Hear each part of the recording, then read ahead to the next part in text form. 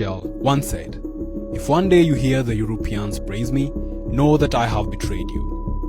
I think he'd be worried by what the US president said about his Kenyan counterpart this week. I thank President Ruto of Kenya. I thank him for his willingness to serve as the lead nation of a UN-backed security support mission. I call on the Security Council to authorize this mission now. The people of Haiti cannot wait much longer. The West has a new darling with incredible Pan-African rhetoric. But words aside, the Kenyan president is actually advancing the interests of the West in Haiti, to the probable detriment of Africans there. Ruto has green-lighted a 1,000-strong police force deployment to the Caribbean island to help restore order and tackle gang violence. But it's a move criticized by Kenyans back home. And Haiti, unfortunately, the Kenyan police are in big problems because Haiti has a long history of revolutionary war. Remember, that was the country that fought the first slave revolution. And they have been fighting the United States interference and their puppets for the longer time. Now, they are taking the policemen here who do not even know how to deal with a militarized population. So, we could only see more deaths of Kenyan policemen. But the United States do not want to take their boots on ground because they are fearing to have lost popular public opinion at home. Because when the dead bodies arrive from foreign lands, it is not easy for the United States government, especially when they are going to face an election. But if the dead bodies are leaving Haiti to Nairobi, there is no rage. Haiti's problems today are a creation of the West, particularly the US and France. And it's paid a hefty price since freeing itself from slavery and colonial rule. Haiti, they ganged up on Haiti, and they forced Haiti to pay reparations to France.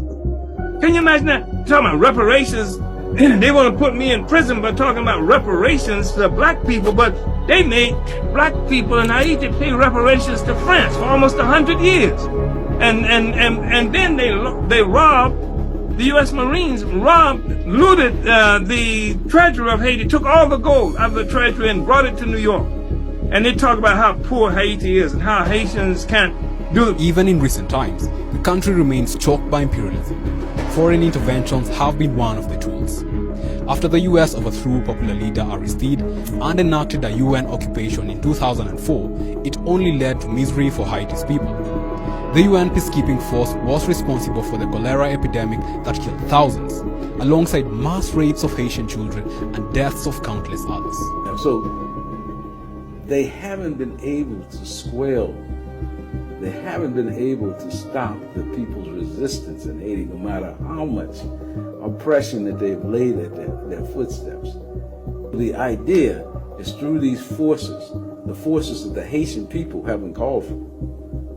Again, it took them years to get rid of the last UN force. After demonstrations, after calling on the globe to take these forces that had just left in the last few years, and now they want to bring back these forces. These forces are not going to advance the masses of the people. And the idea that they're just trying to put a different face on it. Kenya's government is about to be a willing enforcer of Western imperialism, and not for the first time. Biden's praise of President Ruto should be sounding alarms in Nairobi. As the organization Black Alliance for Peace aptly put it, at best, Kenya is allowing itself to be used in a violent line of neo-colonial puppetry that will inevitably result in more death and imperial plunder for the masses of Haitians. At worst, Kenya sees this as an easy opportunity to serve the colonial masters and win favor for political